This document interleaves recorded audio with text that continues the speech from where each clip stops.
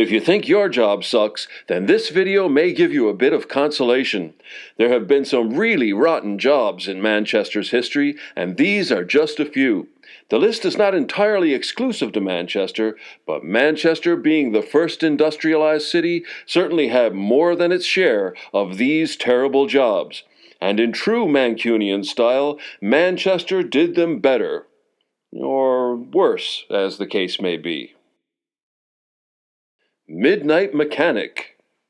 No, it's not what it sounds like, but that's what they were called in Manchester. And when I tell you some of the other names for this profession that were used around the country, you'll probably be no more enlightened. They were known as gong farmers, night soil men, or simply nightmen. No doubt there were worse jobs in history, but this one deserves a place on the list. It's definitely the shittest job in Manchester history. Before we had our lovely flush toilets, all that waste had to go somewhere. Night soil, which is what the midnight mechanics were responsible for collecting, is a quaint term for people poop. Manchester experienced a population explosion in the early 19th century, growing from a town of 60,000 inhabitants in 1800 to 142,000 by 1842. In the early days, when the hole beneath your outhouse got full, you just dug a new hole and moved the building over a few feet. But as space became less available, these outdoor toilets had to be shared among up to 100 people, which of course meant it filled up faster, so it had to be emptied twice a year. The pail closet, or pail privy, came to be. The pail system was an improvement known round the world as the Rochdale system, as that's where the idea originated. The closet contained a seat with a bucket underneath.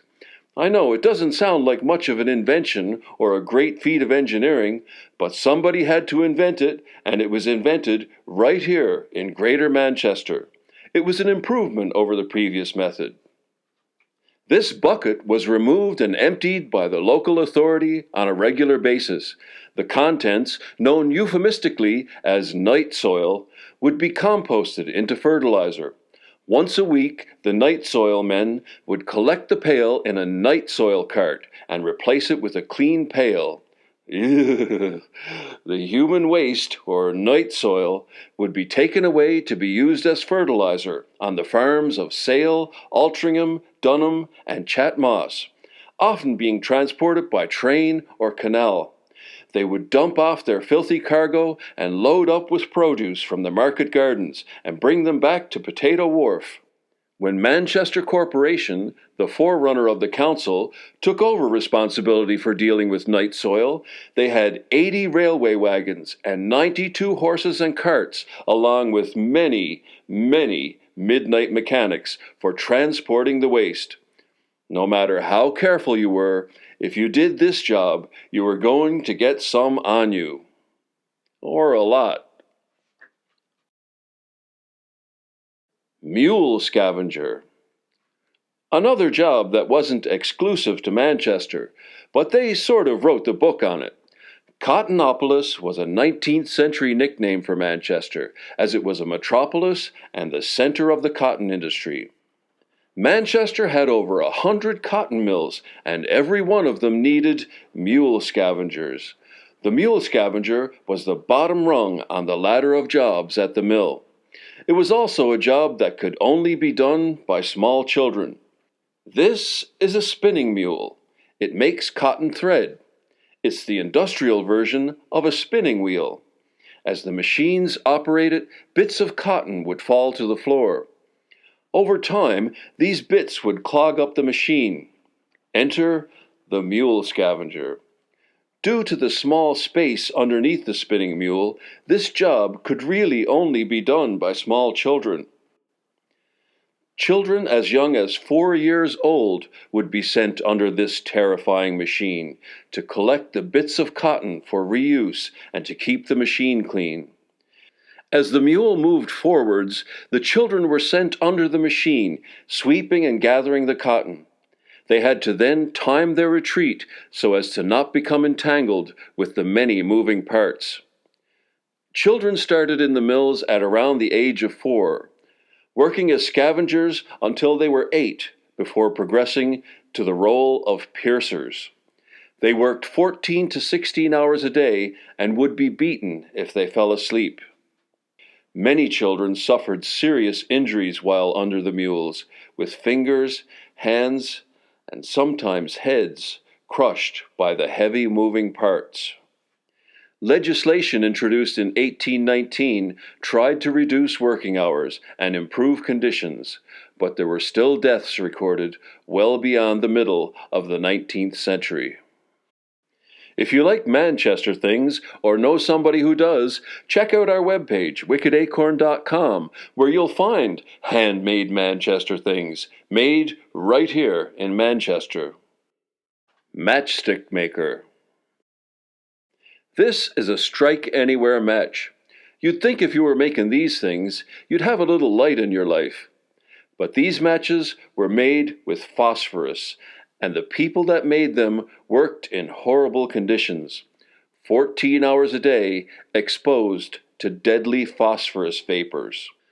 The Victorian match girls had to buy their own equipment, risked losing fingers in machinery, went bald from carrying boxes on their heads, and were often hit by the foreman. They also landed hefty fines for talking, laughing, having dirty feet, or going to the toilet without permission. But far, far worse, they were being killed by phossy jaw, a foul-smelling cancer caused by swallowing phosphorus as they hurriedly ate their bread-and-butter lunches in the workroom. But in the summer of 1888, 1,400 brave colleagues snapped. The girls went on strike, and their stunning victory 2 weeks later energized a new union movement around the world. They joined the Trades Union Congress, formed in Manchester in 1868. This is Lowry's painting of the Matchstick Men, who coincidentally are going to work at a factory that once made matchsticks. Chimney Sweep.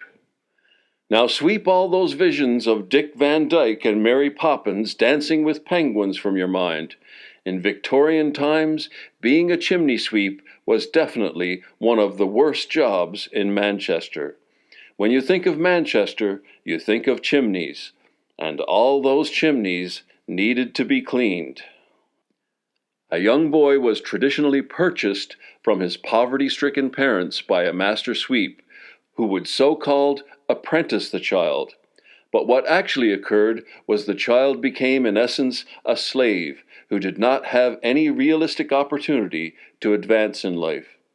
Children who worked as sweeps rarely lived past middle age. Child chimney sweeps were required to crawl through chimneys, which were only about 18 inches wide. Sometimes their cold-hearted masters would light fires to spur the sweeps on to climb more quickly. The ideal age for a chimney sweep to begin working was 6 years old, but sometimes they were as young as 4. The child would shimmy up the flue using his back, elbows, and knees. He would use a brush overhead to knock soot loose. The soot would then fall over him. Once the child reached the top, he would slide down and collect the soot pile for his master. The child received no wages. The health effects of doing this work were devastating. The children often became stunted in their growth and disfigured because of the unnatural position they were frequently in before their bones had fully developed. Their knees and ankle joints were affected most often. The children's lungs would become diseased, and their eyelids were often sore and inflamed. In addition to these health hazards, the boys would sometimes get stuck and die in chimneys. Parliament made several laws to get the children out of this trade. Charles Kingsley published The Water Babies in 1863.